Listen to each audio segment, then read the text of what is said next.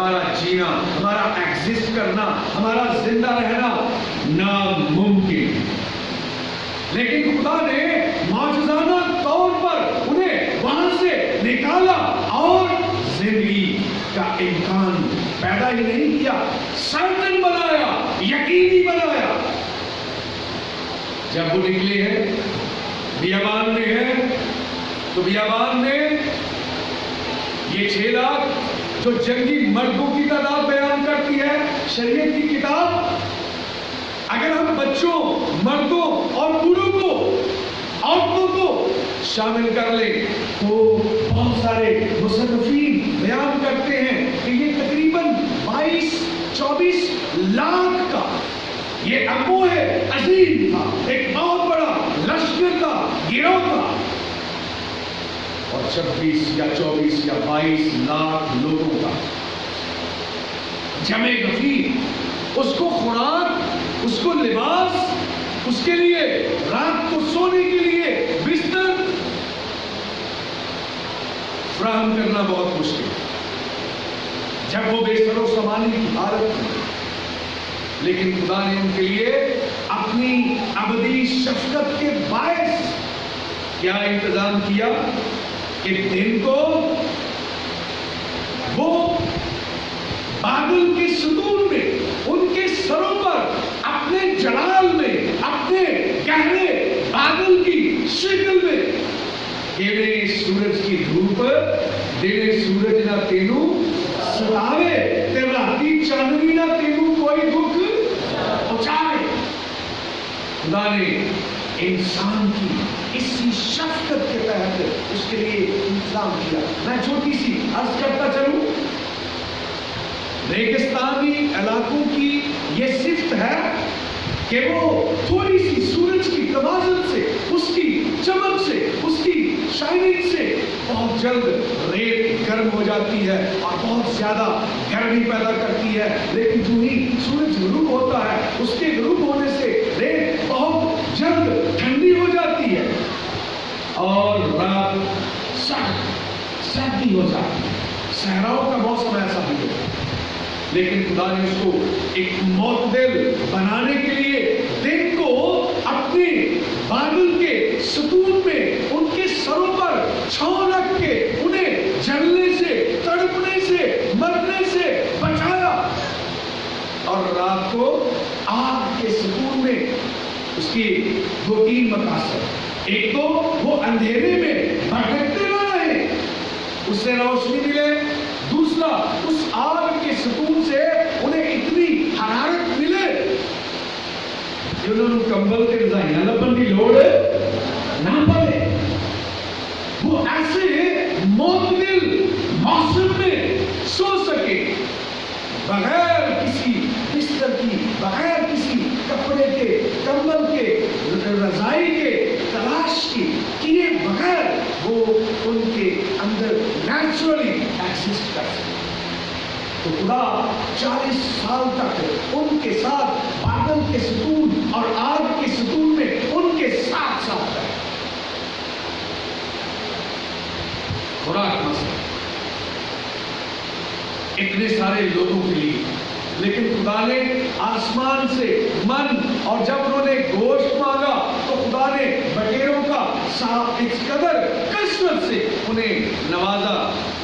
اور بائبل مقدس میں شریعت کی کتاب میں لکھا ہے کہ وہ جب کھا کھا کر اس قدر اکتا گئے جب تک ان کے ناک سے وہ گوشت آنا شروع نہیں نہ ہوا اور انہوں نے بس کر تو خدا نے موقوف کیا کپڑوں، لباس کے حوالے سے. اگر بچے چھوٹے ہیں 40 سال میں ان کے ساتھ بڑھتے گئے ہیں، جڑا ایڈا کو بچہ ہے نا وہ بڑھتا گیا ہے، تے جڑا کپڑا انہیں پایا ہے وہی اس کے ساتھ بڑھتا گیا ہے. اس کا جوتا چھوٹا نہیں ہوا، اس کا کپڑا چھوٹا نہیں ہوا، ان کا جوتا ٹوٹا نہیں، پرانا نہیں ہوا. اور ان کے ساتھ ساتھ 40 سال تک نہ انہیں جوتوں کی، نہ انہیں کپڑوں کی ضرورت رہی. کیونکہ اس کی شفقت. میں جب جوتوں اور کپڑوں کی بات کر رہا تھا نا، پیچھے میری بیٹی مسکرائی. شاید اسے یہ یاد آیا ہوگا، ہائے بیچاریاں بیویاں 40 سال کوئی سوٹ. میری بہنوں کے لیے یہ بڑا مشکل ہے، چونکہ ان کی سیف کھولے نا، سیف بات سے کھول دیے، کپڑے پہنانے کے دے، اور پھر بھی کہتی ہیں میرا کوئی، میرا کیڑا نہ ہے، میرے کو کیڑا ہے. اور یہ بہنیں جنہوں نے 40 سال تک ایک ہی جوتا ایک ہی سوٹ پہنا ہوگا، کتنی صابر ہوگی، کتنی شاکر ہوگی، کتنی قناعت پسند ہوگی. کبھی ایک سیزن پہ کٹ کے دیکھو ایک سوٹ سے نہیں کر سکتے، بیچارے بھائی پریشان ہوتا ہے. لیکن بہنوں کی ڈیمانڈ ختم نہیں. خدا کے لوگوں، بنی اسرائیل ان بہنوں کی طرف بھی نہیں آ رہا. کہنا یہ چاہتا ہوں خدا نے وہ بھی بات پہنچایا، اور اس کے بعد ان کے راستے میں جہاں جہاں جو ملک آئے انہوں نے گزرنے نہ دیا. تو خدا کے فرشتوں نے ان کے خلاف لڑ کر انہیں وہاں سے گزرنے کے لیے جگہ دی. ان کے دشمنوں کا بھی مقابلہ کیا. ایک اور بات بیان کرتا چلوں، بیابان میں پانی کے لیے مختلف مراحل آئے. کیا طوفان اٹھے آپ جانتے ہیں. پھر کئی وبائیں آئی، کہیں اڑنے والے سانپ، کہیں بچھو، کہیں بیماریاں، اور اس قسم کی بے شمار مشکلات آئیں. لیکن خدا نے ان میں سے گزرنے کے لیے انہیں فضل کے ساتھ گزارا، کیونکہ اس کی شفقت اب ان ساری باتوں کو کرنے کے ساتھ میں اب یہ ساری جو میں نے گراؤنڈ آپ کے سامنے کھینچی ہے، اس ساری حقیقت کو بیان کیا ہے، اس سارے نقشے کو کھینچنے کا ایک ہی مقصد ہے کہ آج کل بھی ہم اذیت کے دنوں میں کچھ ایسے ہی حالات سے ہم فیل کرتے ہیں نہیں. ہم نے اپنے اوپر طاری کر لیا، اور ہر شخص نے گلا شکوہ اور شکایت، کبھی حکومت وقت کے لیے، کبھی اپنے پادریوں کے لیے راشن نہیں بن جائے گا، کبھی حکومت، کبھی اپنے چرچز کو کوسا، کبھی اپنے محلے کے عمراء کی بھی کلاس لی. اینا کچھ فلانے کو ہے کسی دوسرے کے لیے، اس کے گھر سے 1 روپیہ نہیں نکلا، یہ بھی گلے. میں اسی سوسائٹی کا حصہ ہوں، میں نے لوگوں کو دیکھا سنا اور یہ تجربے کی باتیں بیان کر. ہم نے سوائے کمپلین کے، سوائے شکایت کے اور کچھ نہیں. تو میں کہنا یہ چاہتا ہوں، ابھی بھی پتہ نہیں ہمیں کتنی دیر تک اس سچویشن میں، ایسی ٹائٹ حالات میں گزرنا پڑے. لیکن ایک بات کہنا چاہتا ہوں، یہاں بنی اسرائیل کے لیے بیابانی سفر میں 40 سال تک خدا نے ان پر نہ کوئی بیماری آنے دی، ان کی وباؤں کا بھی علاج کیا، ان کی خوراک کا، ان کے لباس کا، ان کے دشمنوں کا، ان کے مخالفین کا، ہر طرف موسموں کا خدا نے اپنی اس ابدی شفقت کے باعث ان کا علاج کیا، اور انہیں کسی چیز کے لیے محتاج نہیں ہونے دیا، ٹوٹنے نہیں دیا، ترسنے نہیں دیا، بیٹھنے نہیں دیا، کیونکہ اس کی شفقت. لیکن ہمیں اس بات کا شاید ادراک ہی نہیں. میں نے پچھلے دنوں جب گھروں میں ہم عبادت کر رہے تھے، ایک چیلنج دیا ہر گھر میں کہ کمپلین کے علاوہ کس دن ہم پورا خاندان جھکے ہیں خدا کے حضور. تو کسی ایک خاندان سے بھی یہ مثال نہیں ہوئی. ہاں، ایک دو الگ الگ جھکتے رہے، لیکن پورے خاندان کے ساتھ. حالانکہ ایسے اوقات میں خدا کے حضور جھکنے کی، دعا مانگنے کی، اس کا فضل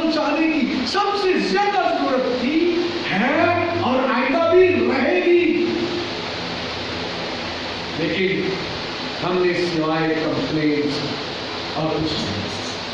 جبکہ زبور نویس کہتا ہے اس کی پہلی 2 آیات میں بھی اور آخری آیت میں بھی کہ خداوند کا شکر. کس بات کے لیے؟ کہ اس کی شفقت ابدی ہے. جب ہمیں 26 بار، یہ ہے میرا بنیادی نقطہ، کہ 26 بار خدا نے یہ کہہ کر مجھے اور آپ کو یہ یقین دلانے کی کوشش کی ہے کہ تمہاری مشکلات سے، تمہارے مسائل سے، تمہارے دکھوں سے میری شفقت کہیں بڑھ کر ہے. تم اس بات کے لیے کتن پریشان نہ ہو. اور اس کی مثال خدا کے کلام میں زبور نویس بنی اسرائیل کی اس بیابان کی زندگی سے دیتا ہے جہاں ان کے پاس کچھ نہیں.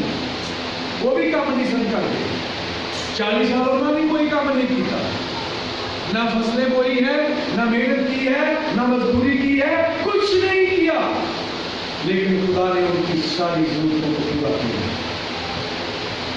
تو کیا آج میرے اور آپ کے خدا کی قدرت اور قوت، اس کی شفقت، اس کی محبت کم پڑ گئی ہے؟ یقیناً نہیں. آج بھی اس کی شفقت ابدی ہے، نہ مٹنے والی، نہ ختم ہونے والی، نہ کم ہونے والی. اس لیے ہمیں فکر مند ہونے کی ضرورت نہیں. اختصار سے اتنا کہوں گا، 26 بار خدا نے اپنی شفقت پر، اپنی محبت پر یقین دلانے کی کوشش کی. 26 بار مسائل پر بار بار خدا کی شفقت، خدا کی محبت ہمیں غالب نظر آتی ہے. آج بھی ایمانداروں کو بتانے کی ضرورت نہیں. حالات کا کیسے ہی ہو، ہم بھوکے رات کو سوئیں گے کبھی نہیں، بھوکے صبح کو اٹھیں گے ضرور. اور انسان ہمیشہ صبح کو بھوکا ہی ہوتا، لیکن بھوکا کبھی سلاتا نہیں. نہ آپ کی خوراک کا، نہ آپ کے لباس کا، نہ آپ کی دیگر ضروریات زندگی کا کوئی مسئلہ نہیں ہے اگر آپ 2 باتوں پر یقین کریں. ایک اس بات پر جس کو ہم سب بھولے ہوئے، گوانڈیا لگے ہیں نا، اس کا مطلب ہے ہم خدا کی شفقت پر یقین نہیں کرتے. جب ہم حکمرانوں کی طرف دیکھتے ہیں، اپنے سینئرز کی طرف دیکھتے ہیں، تو ہمیں خدا کی شفقت چھوٹی نظر آتی ہے.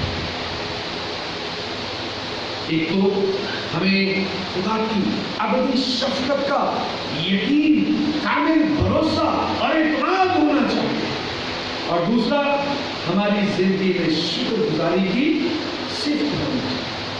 ہاں، اگر کبھی تھوڑا بھی مل گیا ہے، کم بھی مل گیا ہے، ہمارے مزاج کے مطابق ابنڈنٹلی، اتنی کثرت کے ساتھ نہیں ملا، تو شکر کے ساتھ کر کے، شکر گزاری کے ساتھ اس کو لیں اور خدا ان کا شکر کریں. جب آپ یہ 2 صفات اپنی زندگی کا حصہ بنا لیں گے، شکر کرنا سیکھ جائیں گے اور خدا کی ابدی شفقت کو اپنی زندگی کا حصہ بنا لیں گے، تو خدا ہمیں کبھی ان سارے مسائل سے پھنسا ہوا نہیں رہنے دے گا، بلکہ ان سارے مسائل سے نکال کر ہمیں ملک مصر کی غلامی میں نکلنے والی بنی اسرائیل قوم کی طرح اس ملک موعودہ تک پہنچانے کے لیے سارے مسائل وہ اپنے اوپر لے لیتے ہیں. یہ اس کی پروردگاری کی صفت ہے اور یہ اس کی شفقت کا تقاضا ہے. اس لیے آج کے بعد ایمانداروں کو پریشان ہونے کی ضرورت نہیں. ضرورت ہے تو 2 باتوں، خدا ان کا شکر کرنا سیکھ جائے اور خدا کی ابدی شفقت کا یقین.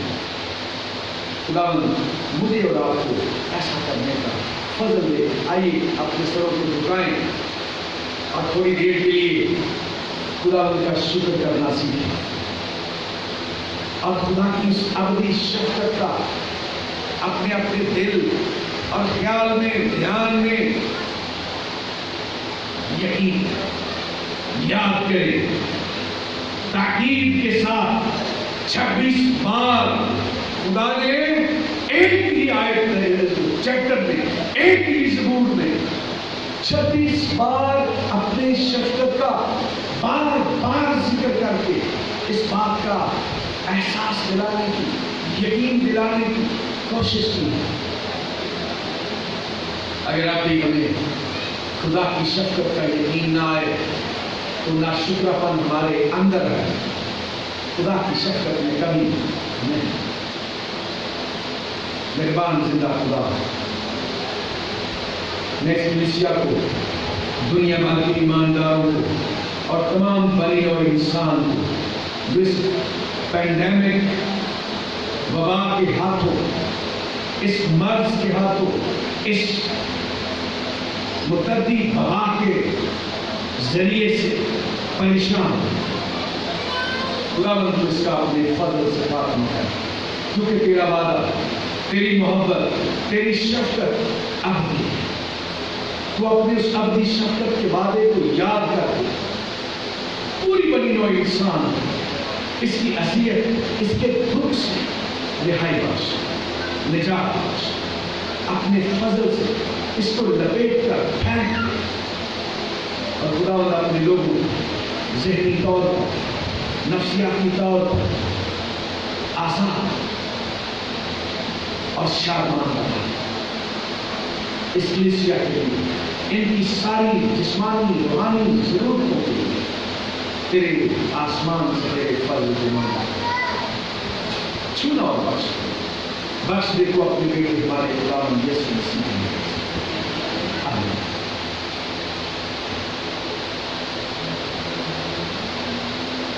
جی علیہ السلام.